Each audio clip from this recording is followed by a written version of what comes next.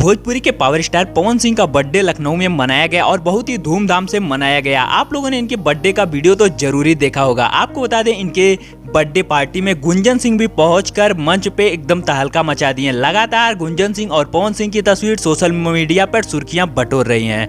आपको बता दें, गुंजन सिंह भोजपुरी एंड मगही के एक बहुत ही अच्छे कलाकार और सिंगर हैं। आपको बता दें, पावर स्टार पवन सिंह के साथ इनकी तस्वीर सोशल मीडिया पे काफी तेजी से वायरल हो रही है। हालांकि पवन सिंह का बर्थडे इतना बड़े लेवल पे मनाया गया कि भोजपुरी नहीं बल्कि बॉलीवुड के भी 1 से 2 स्टार पहुंचे हुए थे और भोजपुरी के तो लगभग बहुत ही स्टार पहुंचे थे और इनका बर्थडे बहुत ही अच्छे तरीके से मनाया गया। आपको बता दें, पावर स्टार पवन सिंह भोजपुरी के एक ऐसे स्टार हैं जिनका गाना ट्रेंडिंग में ट्रेंड करता है। और रही अगर बात उनकी बर्थडे की, तो हमेशा उनके बर्थडे पे एक स्पेशल गाना जरूर आता है और उनका बर्थडे पे एक गाना आया जो कि आप लोगों ने जरूर सुना और अपना प्यार और आशीर्वाद दिया।